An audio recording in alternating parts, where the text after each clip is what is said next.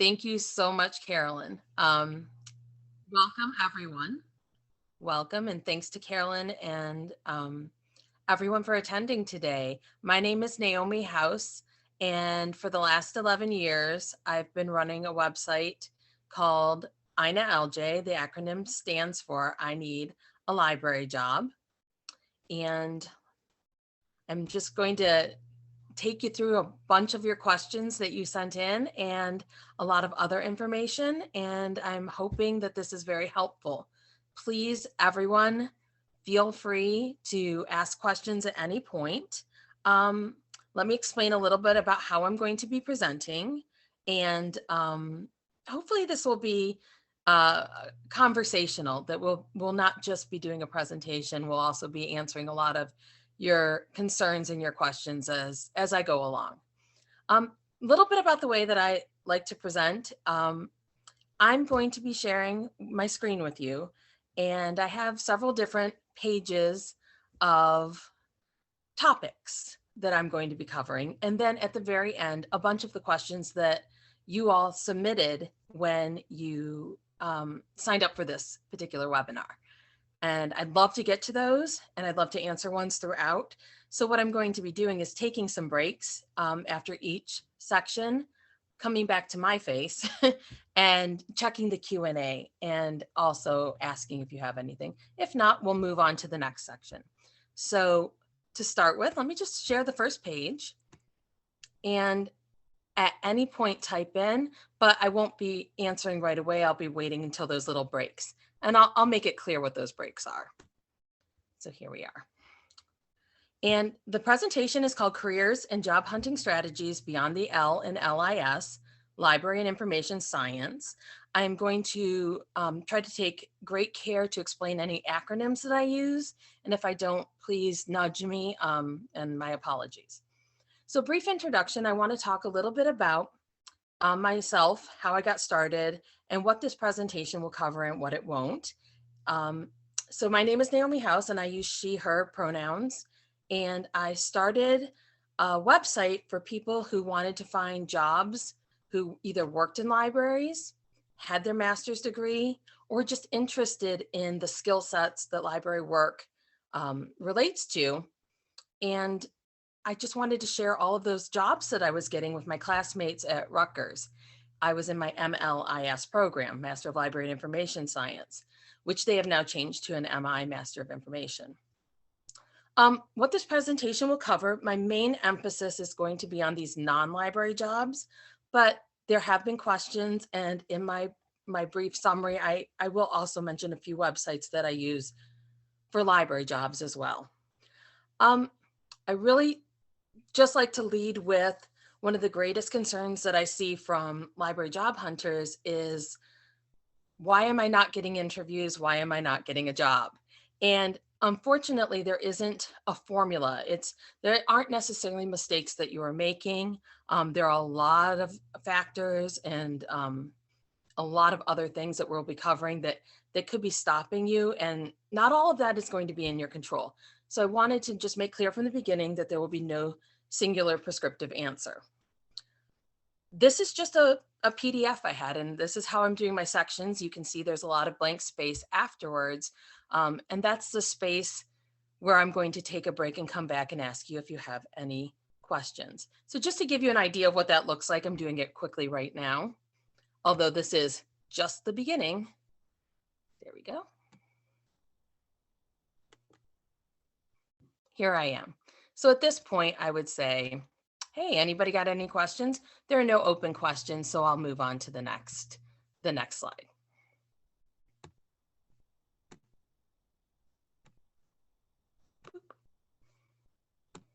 Okay.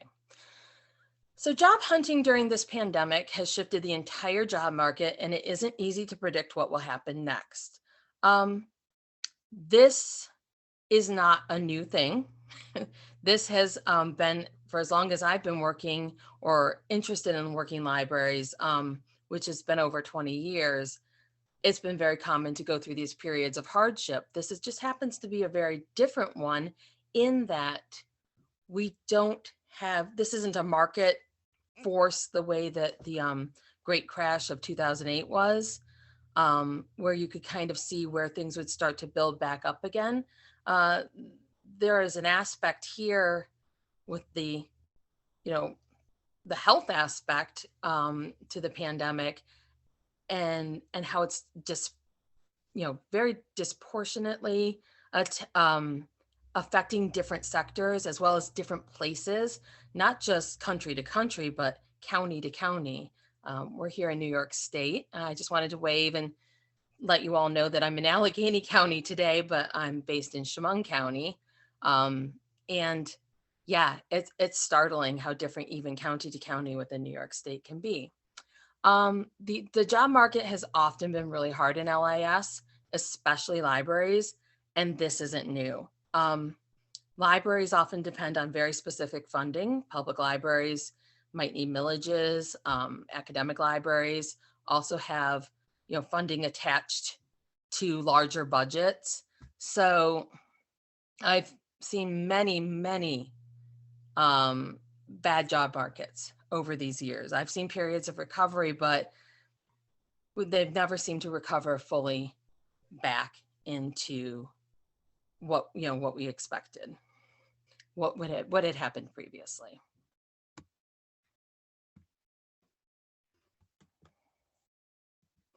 Now, these are very short introductions here, and I'm happy to take questions.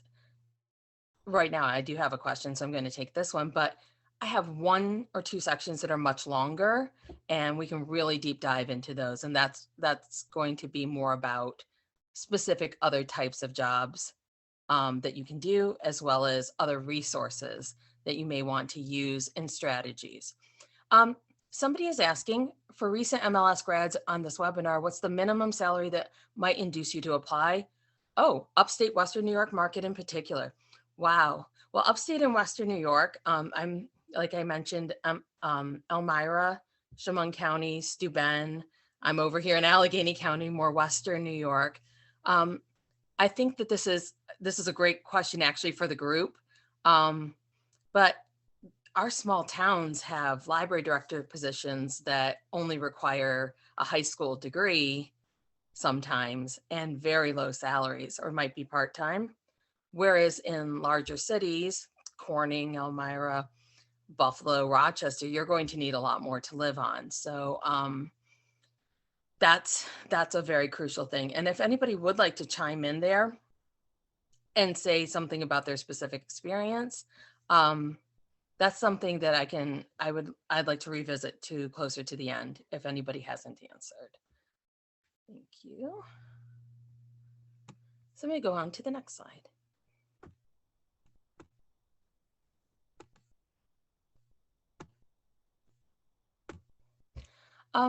So this is a New York State webinar, but I know a lot of us are actually job hunting, whether all over the country because you need something, or globally. There are a lot of different options. So where the jobs are often depends on, you know, what are you looking for and where are you willing to relocate. So I wanted to do a little discussion about the employers who are getting too many applications versus those with too few. I'm an active Twitter user.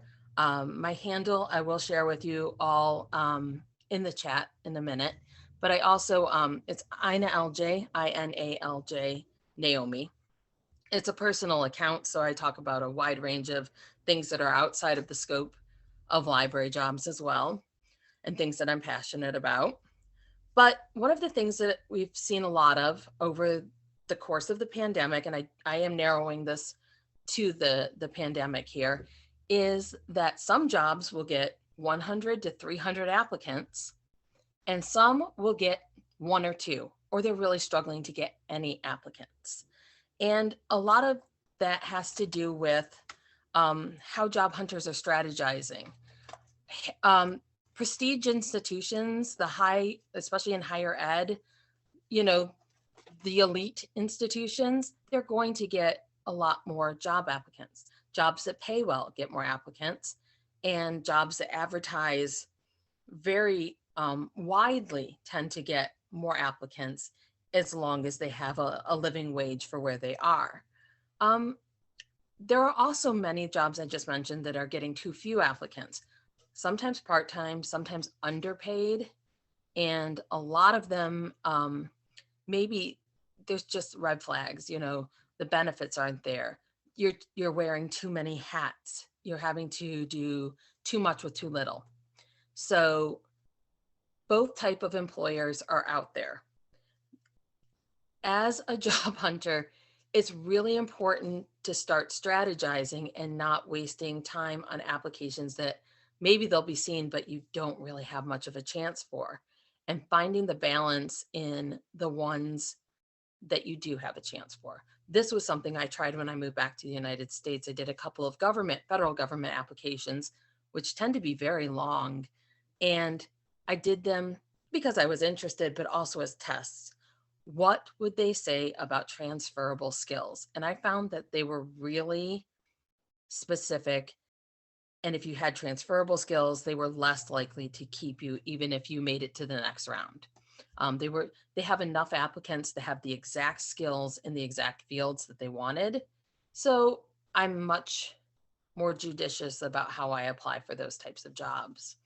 Listservs, LinkedIn, and hyperlocal jobs resources are critical. Listservs, especially at the local level, I have people sending me some from states like Michigan or North Carolina and Connecticut, just things you just don't see anywhere else, often because the people can't afford to advertise in the paid job boards. So those are fantastic. iSchool ones are great as well, Facebook groups as well as LinkedIn groups.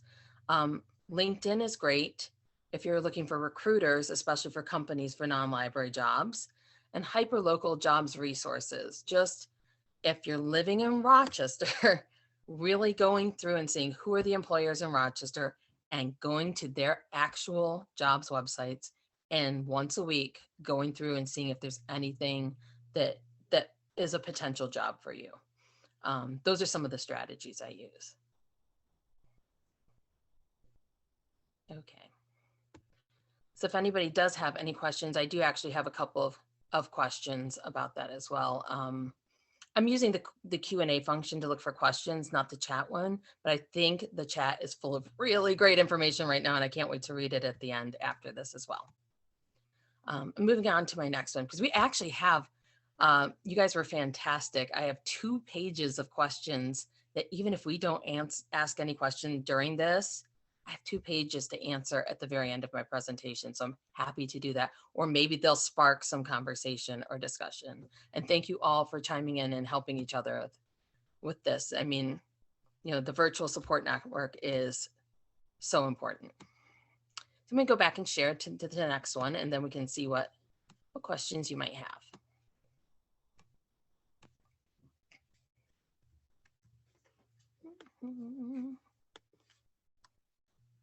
There we go. This looks like a little slide, but this is not a little slide. This is actually one of my most important little pages of information. And the title of this particular presentation and the continuing education credits.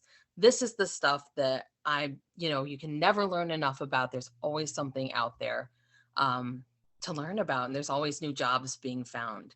So if you're not focused on library jobs, many people are looking for work that uses their skill sets, and it's more critical to either be paid well or to not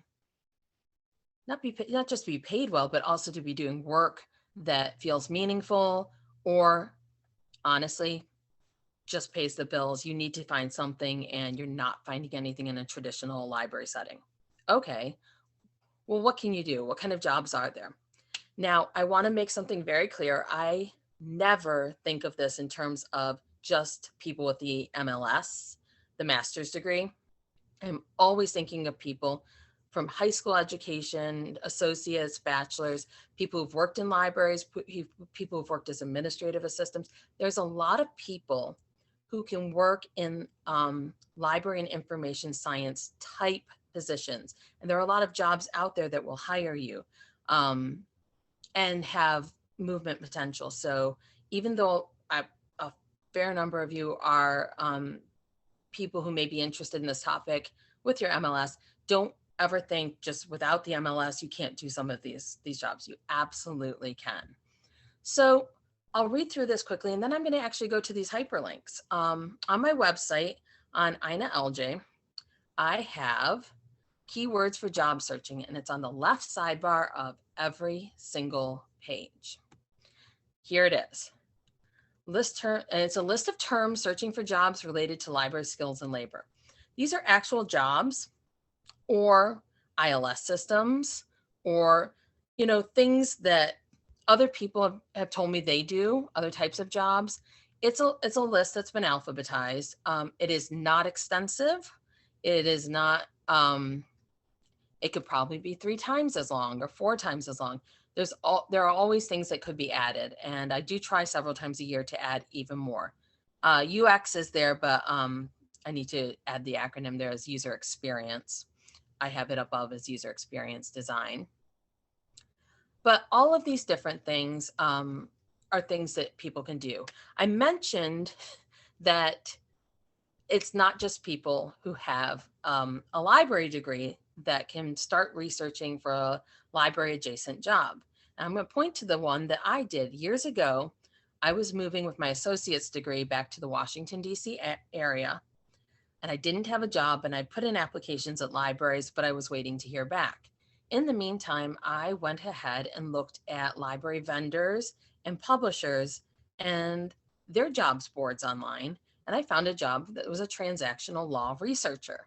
And I can explain what that meant to that particular organization as something if you have the ability to handle a high stress, fast turnover kind of a job, that was a great one. They actually asked me to name my price, and that scared me, and I ended up getting a different job in the meantime. So I'll never know what that was like. But what they were having me do was, it would have been a job where I would have been researching SEC filings on second shift for lawyers with a 15-minute turnaround. And my associate degree and my experience in libraries, they said, and through the interview, yeah, actually you have enough here to do this. You need to be able to use this kind of a database. So that was something I would have never thought of, but I stumbled upon. So this is great. It's on every single page, left sidebar. Please feel free to go through and look at it, think about it. This does not mean that this list is for everybody. I can't work successfully at this moment as an IT specialist. There are other people they should be hiring to do that work. So that's something I would also like to point out. Not every job is meant to be on this list for every person. It's just another resource you can use to start typing it into places like Indeed and LinkedIn and to see what is out there. At the very bottom, these are 3 old lists, but I double checked and they're all still live. And one of them is Mia's list of 61 job titles for librarians, done back in 2011 or 2012, really great list.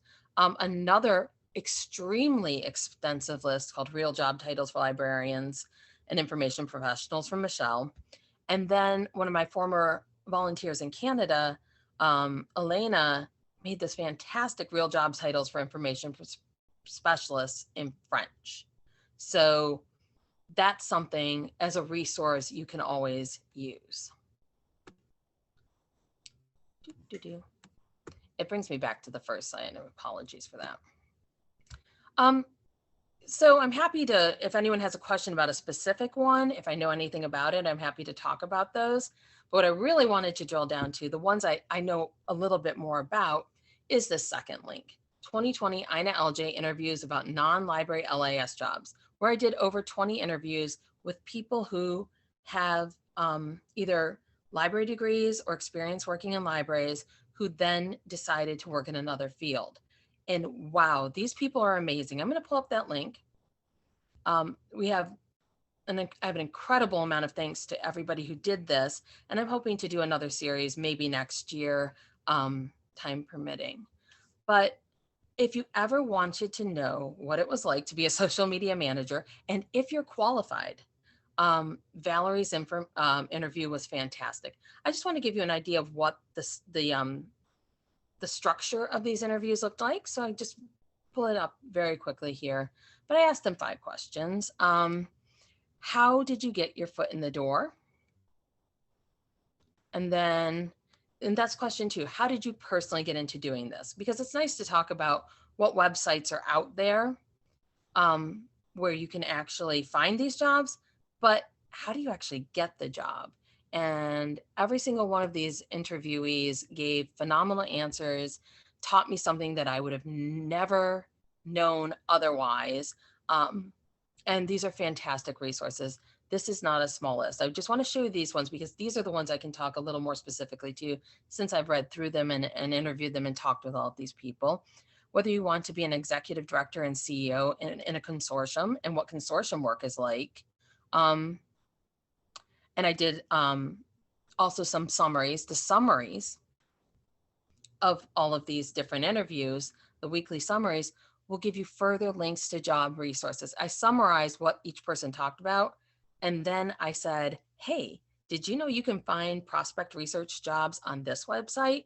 So beyond what they were telling and the information they gave, I did a little further research.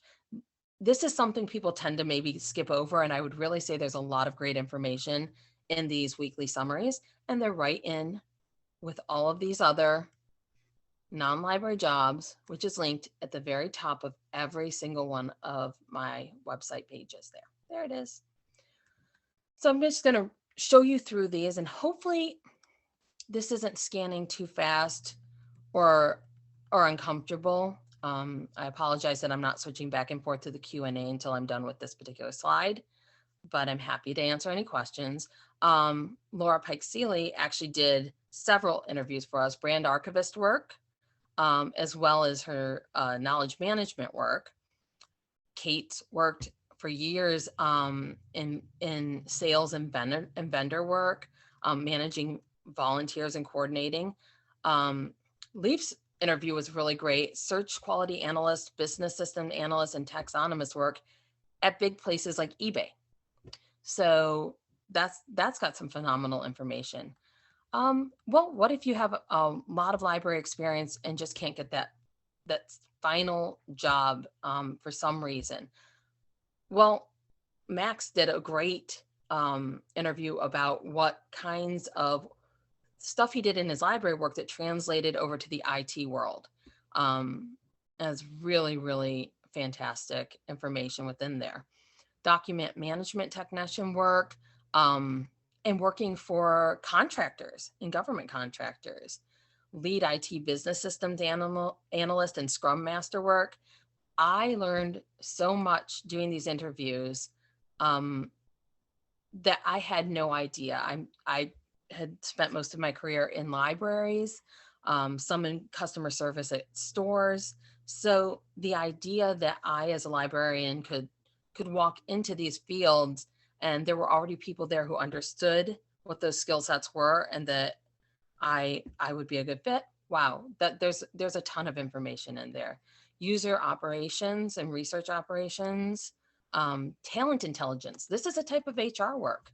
You know, who's going to be a good fit for this? And how do we structure the questions to make sure we're getting good candidates and that user researcher work.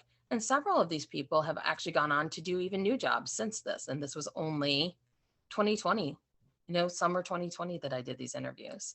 UX, which is user experience and content strategy work. DAM, digital asset management work, which Angela answered a great question of, wow, where do I find people online or in person that I can meet up with who can explain this to me? What is this work? And she had some really great resources. Ashley, phenomenal information. And I follow on LinkedIn for all of the tips about women's history content, National Portrait Gallery, and a lot of the government, as well as National Portrait Gallery, but also Smithsonian's and all of those government agencies that are all together and in the arts field, the GLAM, galleries, libraries, archives, and museums. fantastic resources within that interview. Kate is one of the 2 interviews on prospect research work, development and prospect research work. And at the end of the slide, I'll just tell you a little bit, but yeah, I'll do it now. Prospect research work is how I found out the people who worked in libraries could do other things. I don't even think I had my associate's degree at that point. I was helping a friend in my early 20s try to find a job. He had worked in libraries as the night circulation desk person, had a bachelor's degree, and had 0 interest in going on for his master's. So we started looking at colleges and universities and what were the different jobs. We found prospect research work where you research the donors or the potential donors for the development team who are going to go and ask them for funding for different things, usually project work or long-term. So that's how I actually knew about this type of work, and that there was far more before even my first real full-time library job. If you're specifically in California, but Kisa does a great job of explaining in training consultant work how you get into doing this within a state government system. What are those processes like? Due diligence, Brian was one of my classmates at Rutgers. Due diligence work, that's something a lot of us do within even libraries, but it's also its own field, and a lot of places like financial institutions need researchers, and that's what due diligence work does. Fallon does GIS, Geographic Information System work. As you can see, this is quite a broad spectrum of job types, but each one of these interviews has significant information within it, and is worth taking your time if it sounds interesting to learn about it. There's actually a lot you can learn, but started in government and just been able to progress. So there's also a lot of progression within these government and other private organizations that may not be available to you at your local library. One of the most in-depth articles I have, interviews, I apologize, I keep saying articles because I see the word there, but interviews was with Carly, also a very long time INA LJ volunteer. And she's been working in all of these fields, right? Research analyst, data analyst, client analyst, data work, analyst, that word, what does this even mean? This interview is so long and so phenomenal and so packed full of really great information, including how to use Coursera and other online low cost or free websites to learn skills. So big thanks to Carly on that one. Information services work was, working at Bain. Ada Liz had this really great scope of work that I'd never even thought about it. I thought about researchers at corporations, but I'd never really thought about that. And on Insights Design course coordinator work, well, phenomenal interview. And I know that she's doing much more now and has progressed even in this short time frame, 1.5 years. So thank you to my former coworker. And Nicole's on prospect development and prospect research work is the other prospect research interview that I was mentioning, and full of great information. On product data owner work, Samantha King was my inaugural person, did 3 separate interviews, because each one of these things had, as we structured the interview, they had enough difference that it really fit the interview well to do them as separate ones. So business analyst and electronic file analyst work. So I'm going to take it back 1 second. Back to my screen number 4. That's, especially if you have questions about any of those, that's the real meaty information and the really good and complex information as far as some of those job types that you may be qualified to do. Last one I'm just going to mention quickly is Librarians Abroad interviews. I've done several of them. I've lived abroad. I used to live in Budapest, Hungary. until May of this year for a little bit.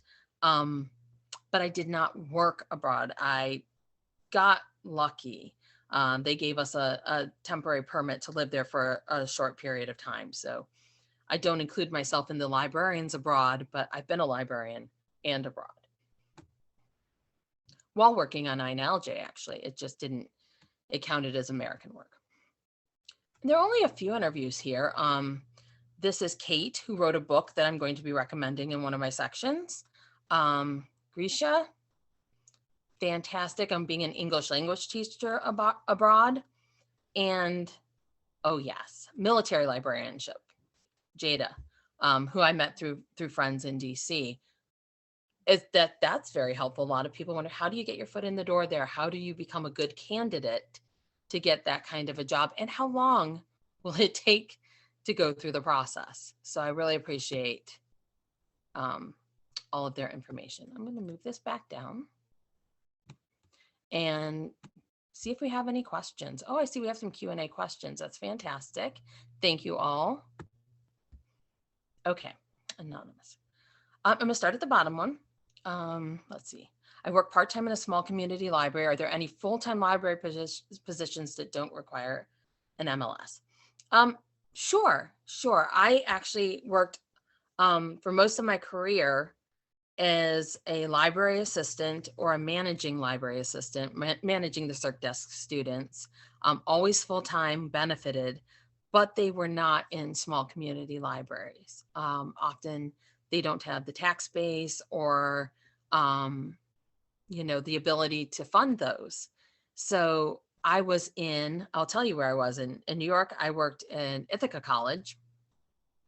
And in DC, I worked at universities. I worked at Georgetown, and I worked at several nonprofits, lobbying group libraries.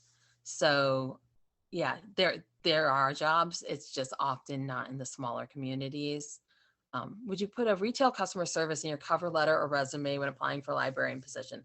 I do, and I mention it in cover letters, but especially early in my career, because that's how I got into libraries. I can just, I can give you a little peek into that. I was working between finishing my associate's degree and actually going back and finishing my bachelor's. I was adrift.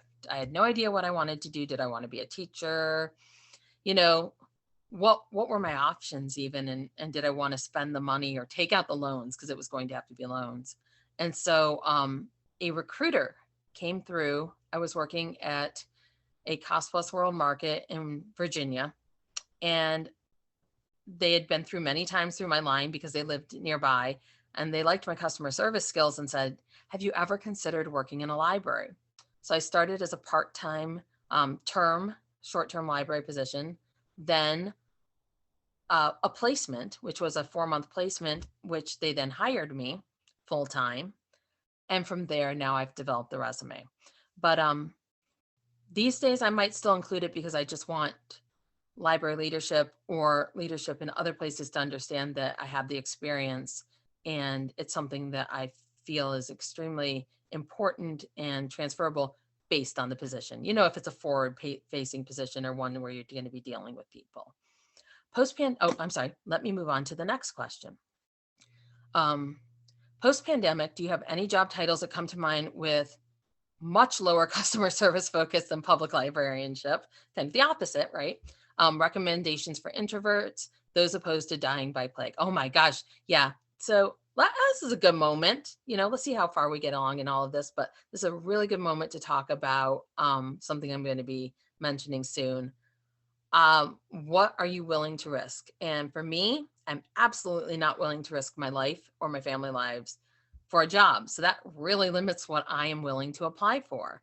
And it makes it a lot more laborious to look up an employer before applying and seeing, doing that competitive intelligence type research and comparing places. Hey, is this, what are they doing? How are they protecting their workers versus others?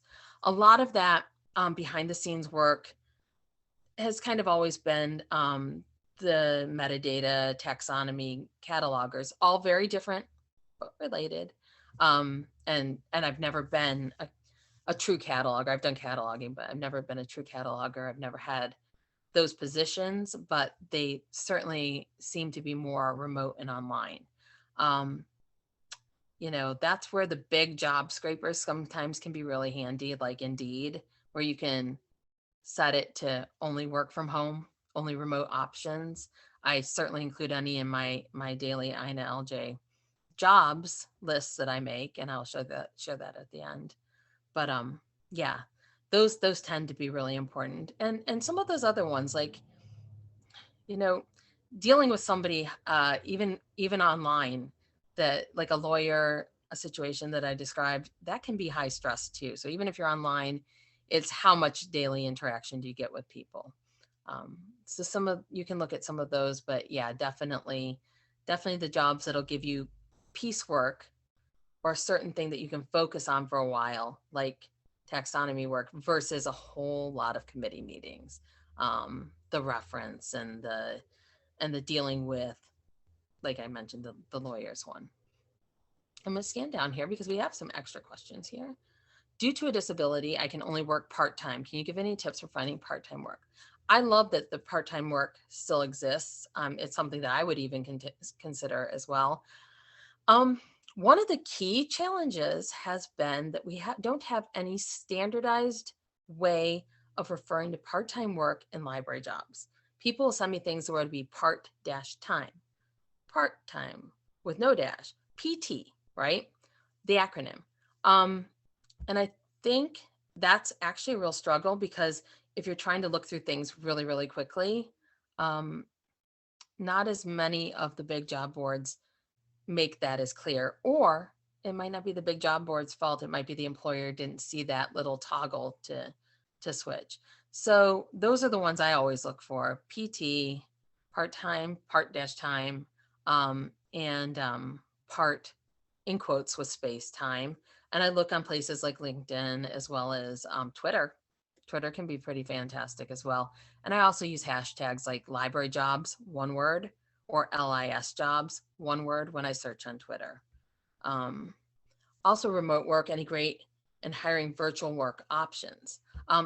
Starting to see one of the biggest challenges with this is that you might see jobs that say they're virtual, but what they mean is until they feel comfortable to bring everybody back to the office.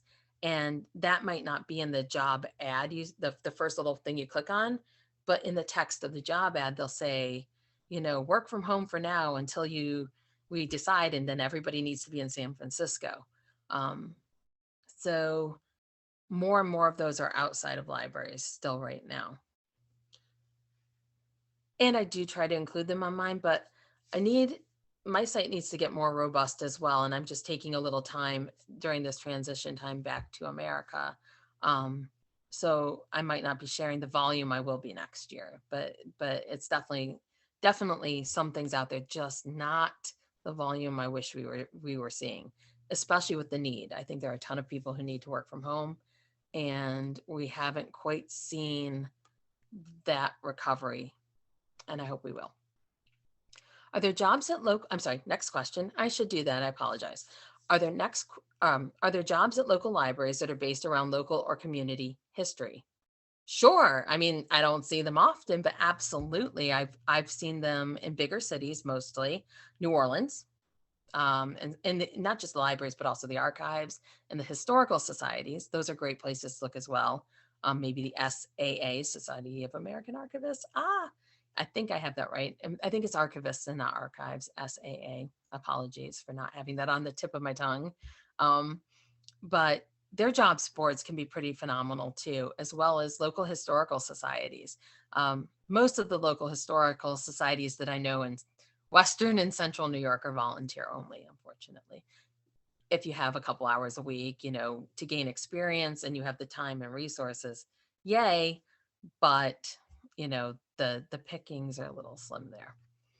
And thank you. And I'm actually really glad everybody's talking about remote options, because please talk about the remote options for those with library experience, full and part-time, is that seeing a lot more in the corporate fields.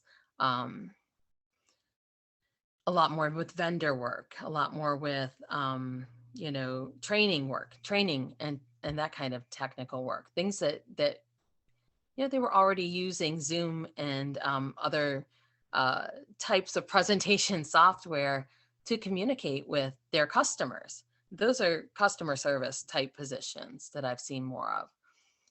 Somebody is asking, I work at a law firm and will be looking for a part-time librarian. When looking for jobs, know that businesses may look at hiring for part-time, but hope to hire full-time. Yes. Yeah, that's very similar to how I got in. I was working part-time in a grocery store and part nights, and then doing part-time in the daytime, getting that library experience. It did not pay well, but I had to do it in order to get where I was. So where I was eventually, it's just not everybody's going to be able to do that, but I really appreciate that comment there. I'm going to go ahead. And I should be clicking answer live. I apologize for that, but I'm going to go back ahead and go back to my share screen. Please keep dropping in questions, comments. Thank you all for helping each other as well. Oops, let's see, that was what I was looking at. Okay. Reevaluating what you want out of a job and a career. As I was talking at the beginning about how difficult it can be sometimes to get your resume truly considered because there's just a phenomenal number of people looking for similar type work. I've actually had to change a bit about, what my own strategies are. And do you have the flexibility to choose? Do you have the flexibility to choose a library job over a well-paid job that's not in libraries that covers bills? When I first got started, a lot of people said to me, yeah, but I want a library job. I don't want to look at all your other jobs. Well, I'm not making this resource for you, the individual. I'm making it for the wider and extremely wider field. So those non-library jobs will always be on a resource like my own. But some people really just want to look at a library and, they are often in a position where they have a lot more, what do I want to say, financial stability. So sometimes you just need a job that pays well and covers the bills. So just when you go into your job hunt, you really need to think about that. These are links I'm not going to go to right now, but I'm happy. They'll be on a PDF that I will be providing within the next couple of days to Carolyn about further resources for all of you to use. If I want to know a lot about what people are talking about in the LIS field, and I really do like the open access resources I've been using in the library with the lead pipe, and I often find people on Twitter, a lot of the different people who write for that particular journal are phenomenal people who are in conversations online on places like Twitter, where I just have learned so much more about the field, especially not being literally working in a library right now. LinkedIn groups, if you're looking for jobs advice, I have one. It's not very active. It's got like 9,000 members, but almost nobody says anything ever. That's because I review all submissions because we had a problem at the beginning when I first founded the website I had a Facebook group and people were just nasty to each other. And honestly, everyone, it's brutal out there. Job hunting has never been anything but brutal for many people. So the consideration of that in an online format is really important. LIS Career Options, however, is a phenomenal LinkedIn group for asking your questions about non-traditional jobs. I highly recommend you check them out. And then, of course, things that we all need to be considering. Dr. Cook, I'm so lucky to be able to follow all of the work that she's been doing. Her anti-racism resources for all ages. You know what? It's just information we need as professionals in this field. So I really, really appreciate it. Go back 1 second. Because we have 2 more questions and I did say I'd take them at the end of each one. Let's see. Any advice for getting your preferred job? I'm interested in working with and for seniors. Ooh, interesting. A lot of it, wow. With seniors, that's an interesting one. Um, a lot of it really is about getting to know the organizations that are hiring for those very specific job types and really focusing your efforts on getting to know them. I follow them on social media. If you have a narrow geographic area, don't just look at the library associations for that geographic area. Maybe also look at social work ones or things like that. Um, that I think that's critical as well. But yeah, it's that's definitely something that you would have you would have to really research. But what great work that would be to do. Okay, desktop. I'm moving on to the next slide. Apologies. And please, if I didn't answer you fully, please feel free to, hey, come back to that. How the pandemic has affected what we consider desirable traits in our workplaces and jobs, and how the pandemic has changed what we are willing to do to land a job. Yeah, wow, all of a sudden, all these bullet points, right? So I've done a couple of presentations like this, and these are questions that I just like to give people when they're evaluating what they're going to do in their own lives. What do they want to do? What do you want to do? And what do you need to evaluate? Because it may be a tight job market, but there are still hundreds of jobs out there, sometimes thousands, that you can do, and it's overwhelming. If you don't have, especially if you're home alone like me, all you have is your interactions with the people in our field on the internet. It can feel very lonely.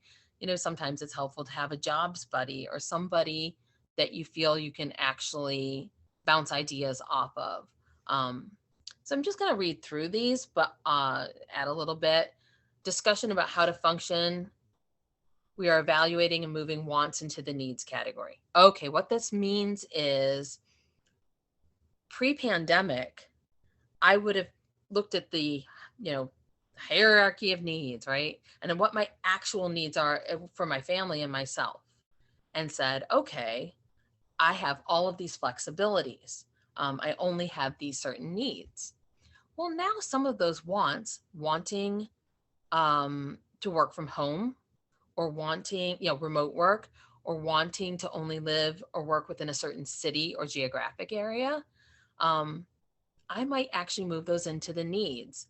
I really don't feel comfortable in a pandemic necessarily moving to the other side of the country for a job that has, a little bit of precarity with it. So, that choosiness and how we are approaching which jobs we apply for, it's changed. It's significantly changed for me. Do you have the time, budget, or energy to gain experience through uncompensated labor like volunteering? Well, especially if a lot of people have been asking, especially on the questionnaire that many people submitted questions before this presentation, before the webinar. I had quite a few questions about what can I do? I don't have any experience, or all the experience I have is virtual, remote work, and volunteering. And for many people, I mean, how can you take that? You're already earning so little. How can you then take more time to volunteer to gain that experience? So, that's something to ask. I think more and more people are saying, I can't give up my time for free anymore. I can't. I need to be doing something that pays me for all of this time. And that's been a sharp shift, and it has a lot to do with people losing their jobs and having their well-being, their safety, compromised by losing their jobs or, during this pandemic. And if you're currently working, are you happy and are you safe? And I think, are you safe is a much more recent question. I didn't ask myself enough how safe I felt at work in previous workplaces, whether it was my health or whether it was relationships and conflict at work. I didn't ask those questions soon enough. And now I'm reprioritizing. What matters to you, whether it's flexible schedule, remote work, you're trading your time and your efforts for compensation now when you get the job. But you're also doing it, unpaid to do all of these job applications. So do you want to throw out 50 applications, or do you want to spend some time first thinking about whittling down where you're going to apply based on where you think you're actually going to land a job, whether it's location or salary, whether you should work for yourself or live abroad, and what does that look like? Some people are moving abroad. They're looking for jobs in other countries, and there are some international. I actually have a resource that I will be sharing with you in the couple of days with that PDF of international jobs as well, or working for international organizations. Law firms are really great for that as well. And what are some desirable traits in potential workplaces? Writing those down. What do you want to see every day? If it's really the paycheck, it's the most important because you need the health insurance, and that's okay. That can be your priority. And that's a perfectly reasonable one. Will I get hired just to get fired? This last one, a lot of people started working early in the pandemic at jobs that they'd just been hired at and lost them.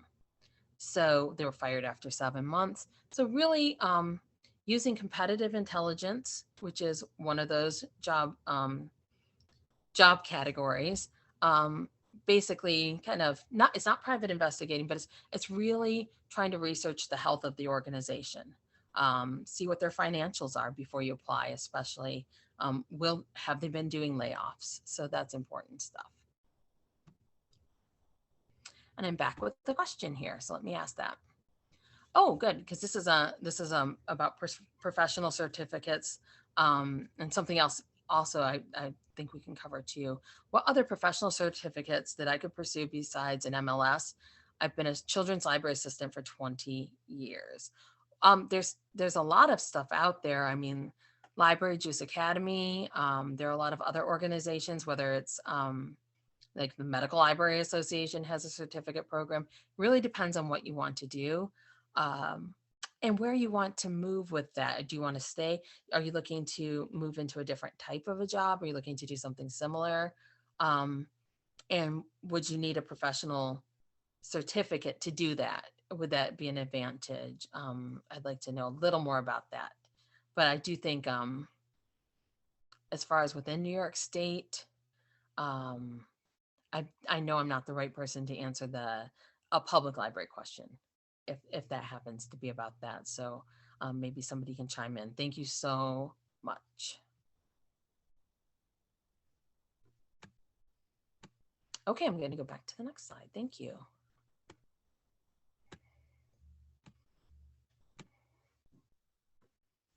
Okay. 7. So these are some tips and for how and where to search for library and LIS related jobs. I wanted to circle back to the traditional jobs. I know that the main crux of this presentation and the webinar was to talk to you about some of those jobs that, are non-traditional. But in my little blurb that I did mention that I would talk a little bit about library job sites as well, and what I use if I'm trying to find traditional jobs. So I use all of the major ones like ALA, American Library Association, and SLA, Special Library Association. Definitely the your state library association. Most of them have public library jobs boards. Your iSchools, and some iSchools that I did not even attend, who have phenomenal Facebook groups where people will share, like, especially some of those part-time jobs at smaller local libraries in their state. Those are phenomenal resources as well. The less conventional, going site to site. If you're living in, somebody's actually asked this question about Rochester, New York, going to every single one of those library, university systems and looking at their jobs boards, vendors' jobs boards, listservs for states, especially if you're a local person, looking for the local listservs, and recruiters on places like LinkedIn. LinkedIn is, I mostly right now use it to read things that people in our field are sharing that are really interesting and important, but also recruiters heavily rely on it. And when I talk about recruiters, I'm talking about like government contractors and library job recruiters as well. They'll often share their jobs on LinkedIn, and I hadn't seen them elsewhere. I hadn't even seen them on the major websites. These are just some quick little tips. Talking about the Facebook groups, the Twitter hashtags. ALA jobs list uses LIS jobs, that hashtag, and library jobs, that hashtag. So I use them for all of the sponsored ones that I share. I some days just go and click on them and see what other people are sharing. And when we're talking about vendors and publishers and looking at their jobs fields, it's not just the library and information science jobs, but maybe the galleries, galleries, libraries, archives, and museums, the GLAM jobs as well. Those hyperlinks, which will be included in a PDF for you, are actually just leading to definitions of those words, not jobs resources. I just wanted to make that clear.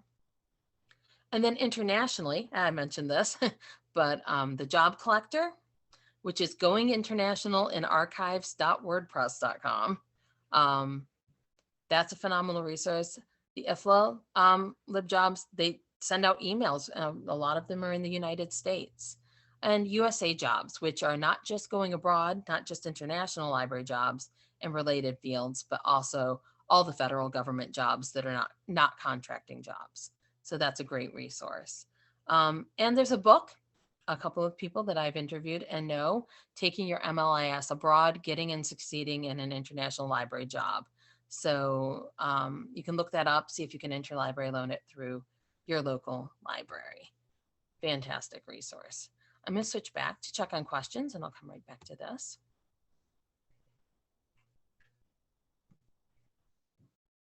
And thank you all for your questions. Okay, so the first question was, a headhunter reached out last week with 2 very niche jobs, but one was in Toronto and the other in San Jose. I don't think these could be remote jobs. Is this the right time to apply for jobs far away? It's gonna really depend on your situation. What I was talking about, one of my greatest fears is getting all the way out there for a non-remote job. So moving across country and worrying about, is this position going to stay? Did I just sign a lease? Move everything abroad? It's interesting. I mean, if they may not have mentioned if they're remote or not, but I'd ask that question because, or if they're, remote, starting as remote and then moving once it was a more secure job with all the benefits and everything. A lot of people are moving though, because they really don't have an option. That's where they got the job. And especially within libraries, a lot of people I know live far from maybe their homes and where they originally would like to live, simply because of that's where the work is. The next question is, do you have any information for those with library experience looking to transition to proofreading, editing books, writing book reviews, or other jobs within book publishing and self-publishing? Oh, that's fantastic. There are actually some really great jobs. Yes, there are certifications and programs. I'm not sure if I saw that on Library Juice Academy or not. I will have to look. But, I know a lot of people who work in the two, so I'm going to use the word work in 2 different ways. Hired full-time, working in publishing, a library type or academic publishers, for example, library publishers, but as well as work. So there are a lot of book reviewers who are not compensated. They're not paid a salary or a flat fee, but they're given books to read in advance for places like Library Journal and a lot of other library related publications. And sometimes people get their experience that way. Once again, if you have that ability to take that uncompensated time and add it to your resume. But when I was desperate and I needed to go get a job in Washington, D.C., I was on the publishers' websites as well. And I didn't have the MLS and probably wouldn't want me proofreading. So I was looking for different things, but I absolutely saw those jobs. Indeed can be really great if you're really kind of just throwing it out there. It's not always accurate and up to date, but they'll give you the information so that you can contact the initial person who posted the job. And that's helpful, at least in seeing if it's a current job. Yay, you are writing it down. And I'm literally am going to be providing something too that has hyperlinks and everything. It'll probably take me a day or two to put it together and give it to Carolyn. But you know, I really appreciate all these questions, and I'm going to move on to the next one because I know I'm burning time here. Sorry, guys. Okay. Share. Look at me leaving that open. Okay, so strategies for job hunting in these pandemic times. As I share this with everyone. If you can get a team or a buddy to help send you jobs and help you with follow-up and strategizing, INA LJ was just a list of jobs that I was sending out to my Rutgers classmates when I first started it, because I was like, oh my gosh, there's all these great jobs, but they're not in one place. Well, they're still not all in one place. I'm not, you know, posting every job that's possibly available. And right now I'm on a little bit of a posting less than I used to maybe 6 months ago, because I need the time to do other things like apply for my own jobs. But get people that you know, if you can, whether you met them from Twitter and online, or whether it's through your iSchool or however you can. Narrow down your needs and make sure that's you're not wasting time just, you know, throwing all these resumes and cover letters out and feeling hopeless and getting rejection after rejection after rejection. It has nothing to do with you. It's a really bad job market, and really great people who everyone says, oh, wow, you know, how can nobody hire you? They're struggling too right now. Everyone's struggling. It's really hard to know what somebody did right. And sometimes it isn't. It might just be, you know, who they knew. And that's always been the way. Twitter hashtag for searching for your jobs, LIS jobs and library jobs. The reason I have them capitalized properly there is because some screen readers will read that as two separate words, and that helps as an accessibility thing when you're doing hashtags.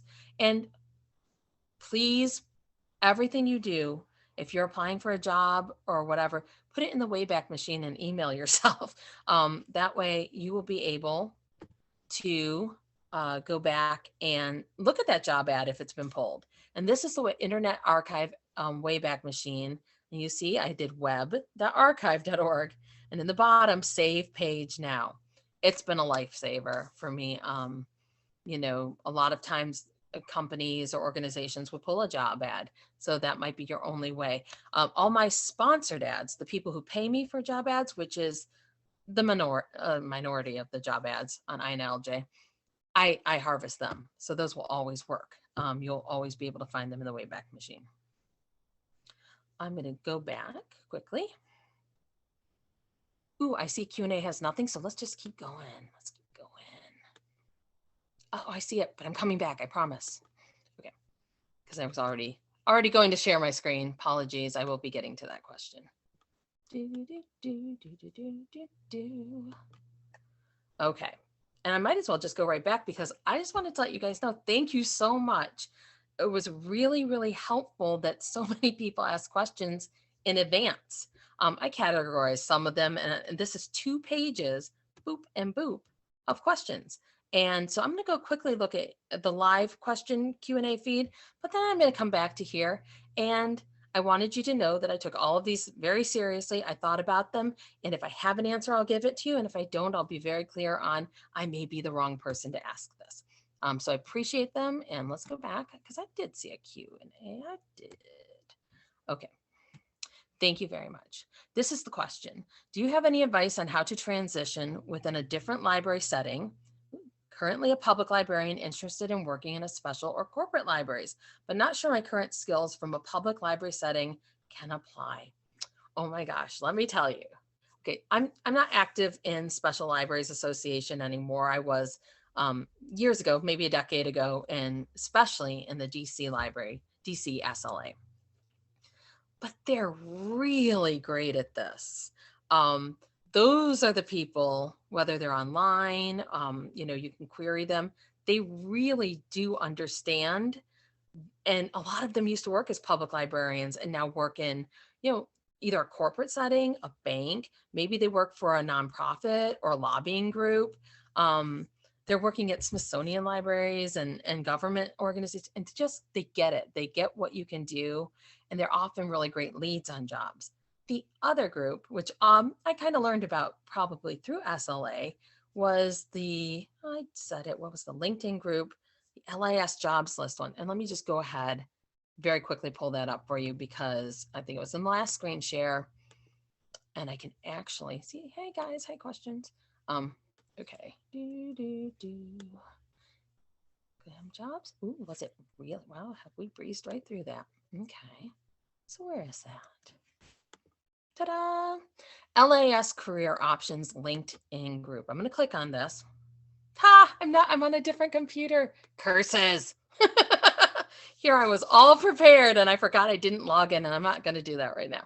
Okay, I'm going to pull us right back down into there. Curses. Okay, and come back to it. LIS Career Options is, and I'm going to hover over this so maybe you can see the URL there at the very bottom of my screen. It's linkedin.com/groups, /groups/ and then there's a string of numbers, 312-666-3. So phenomenal resource. People answer questions. I found a lot of my interviewees through this group. Just really highly recommend it. So you can get really great answers from places online like that, and from Twitter. But yes, they understand that. But I think it is really important in those small ways. I find great benefits to association membership. The other thing is honestly, sometimes career counselors, a lot of my library friends, I've been quite surprised, have either gone into career counseling or used career counselors, either through their iSchools or really private businesses. They paid to talk with somebody and really strategize what kind of special library, what kind of job would really be a good fit, and how to do those applications. I may end up doing that because it's sounding like money well spent. Note to self, get money. So next question, I'm sorry. When in the job hunting process might you reveal you have a disability? Oh my gosh, I feel like this is so good, because this is something I'm actually struggling with right now. This has always been something I struggled with figuring out, and curious for any insights. So I actually do, I've struggled understanding what disabilities were. A lot of us live with disabilities. I currently have 2 knees that definitely need surgery, so I would never be able to apply to an ableist job ad that was like,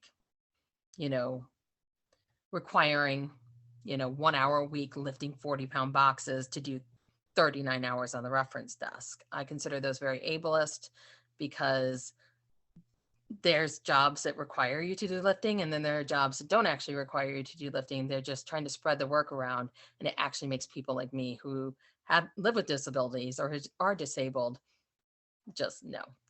I'm never going to be able to apply for that. I can't lift a 40-pound box successfully right now. But that's a good point. I think actually, I wish I apologize for not having this answer off the top of my head, but it's something I'm going to actually look up. And if you want to send me a private message, I can actually, or email me at naomi.house@inalj.com. I can share with you what I find. And if I find it and it's public information, I will actually put that in that PDF I'm creating. So I appreciate the question and hope I will get that answer to you. Super important question. And that, so what I'm going to do, you're welcome. Yay, thank you. And once again, I'm only looking at Q&A right now. I have not been looking at any of the chat on the side. I'm going to be reading that after the fact. Okay, Q&A, let me see here. Q&A. Oh, yes, I want to go back to those questions. So now I don't have any questions in the Q&A, so I'm going to go back to that desktop and share with you some of the ones that people sent me, and they're phenomenal questions. I'm going to just read through them. I'll probably stop after a couple, and I hope to get through all of them. Anything I don't get through, I'm going to take seriously as something that I need to provide in that PDF because we have 15 minutes left. Feel free, throw lots of questions out. I will be checking again in a few minutes. Ageism, racism, ableism, and bigotry. Although I only got questions about ageism, I want to just never, ever forget to mention that these are all really important and still quite out there and quite active things within job hunting. People do still experience these things a lot. Does age matter in the job search? It shouldn't. It should give you a lot of experience. But the biggest problem with the job search, and talking about it in general and broad terms, is every single hiring committee is different. Every single person is different that's sitting on those committees. So even if they have standards that they're supposed to be applying, there's a lot of people applying, and there's still a lot of picking your friends or people you know. There are a lot of things that go on that, you know, shouldn't be. And, you know, it's important to point those out. And if you can, especially if you have privilege, like someone like me, I'm white, I'm a woman in a majority woman field. So it's critical for people like me to speak up. Tips to get around ageism. Yeah, it's yeah, you don't always have to put the years you got things in on your resumes and cover letters, but I see a lot of advantage to being older and working and applying. So I would probably be the kind of person who would feel confident enough taking the risk and making sure I was clear about my age and the years I graduated and things like that. The next little section here, sorry. Any advice for those of us without an MLS who have several years experience working in libraries? Yes. So we talked about that a little bit, and that's, you know, you might not, okay, sorry, that there was a cat behind me, guys. There's two cats. They're all old, and I'm paying attention to one in particular right now, who's 20 and a half years old. So I apologize, but I did just check on her briefly, but I can't lift her to show kitty. So apologies for that one there too. When I worked in libraries for years and didn't have the MLS, I was always looking at these outside the box jobs as well. I worked a lot in access services. I looked for access services jobs, ones that works with students, circulation, things like that. But there are also a lot of the outside the box jobs. Actually, they may not be even aware of the value of that MLS, and they may see your value in your bachelor's degree or your associate's degree. So definitely look into those. What is the best certification to get for someone without an MLS? It really, really depends. What I'm going to recommend you do, besides looking at places like Library Journal, is those interviews that I shared. Carly's interview, one of the very first ones, has a ton of recommendations for certification. And there are a couple of other people as well. Would you recommend new professionals still seek out the MLIS, or would there be a better degree? The MLIS is super helpful for a lot of, especially if you're interested in libraries and you have that flexibility. But otherwise, yeah, it's, I don't know if I would suggest other degrees so much as I would look at, can I take on this debt load? For me, the MLIS was super helpful. For one of my siblings, we were like, unless you know what you want to do and you feel you can get that job that needs that degree, either work for a university and slowly get the degree paid for, or don't spend the money until you know what you want to do. I'm going to answer a couple more quickly and then go back. What are some good work for home options for LIS degree? I mentioned the metadata taxonomy catalog, or ones are the ones I look for mostly. Some research as well. What do you recommend for entry-level graduates looking to work who need experience, but the degree and internships were all online? I'm super happy that you were able to do internships and everything, but more we're having this fight with employers right now. There need to be more entry-level jobs with fair compensation. And we're very slowly seeing a lot of, mostly at universities, do that. But that, your experience internship online is valuable. And it's really in the cover letter that you'll need to sell that. Any advice for new MLS graduates with years of paraprofessional experience, but no professional? Same thing. It's okay. The paraprofessional, that's me. That's the foundation of any one of these organizations. So I kept looking for those jobs, and I also looked for non-library jobs as well.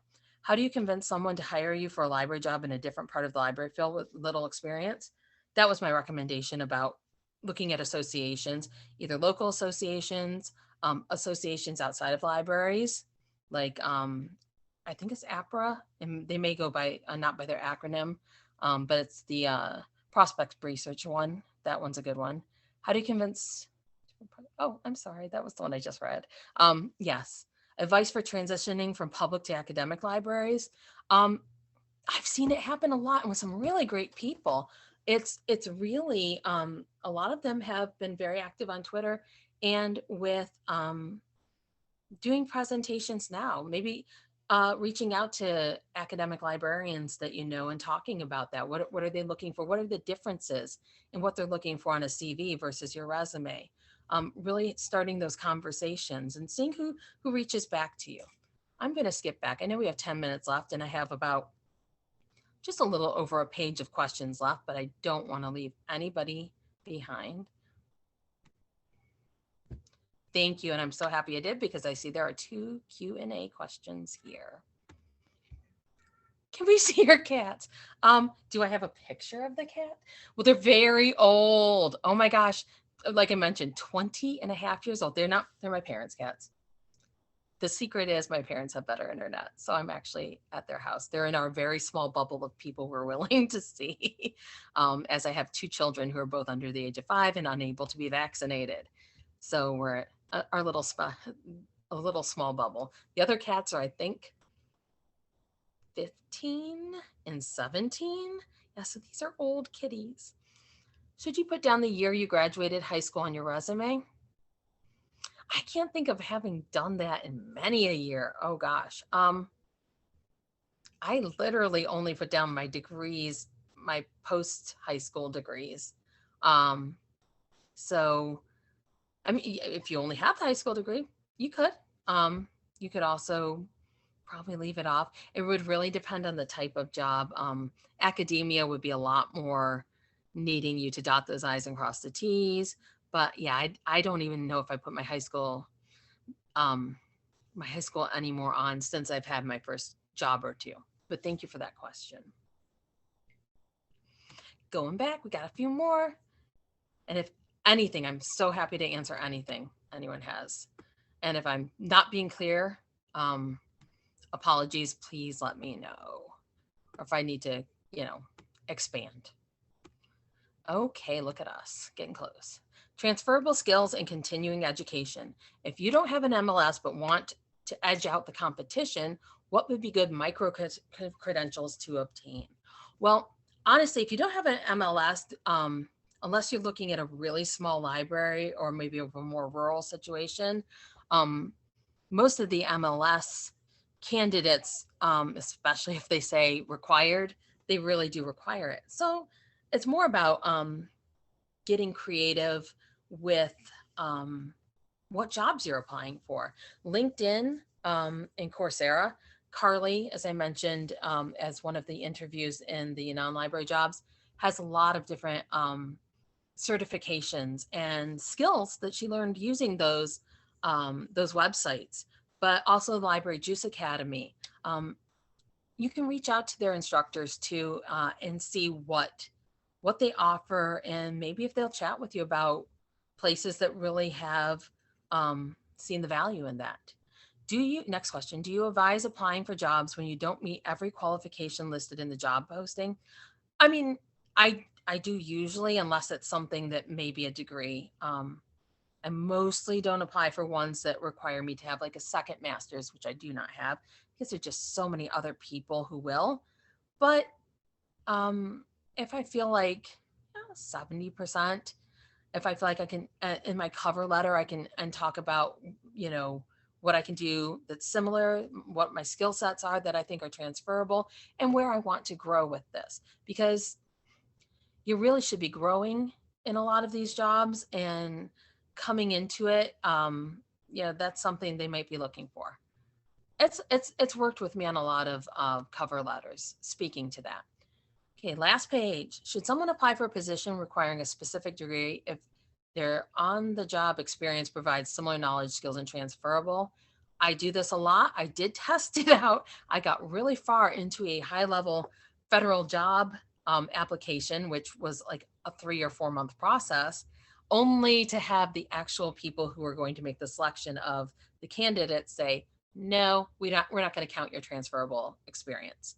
So government sometimes is a little trickier. Maybe a contractor would be more likely to take that on.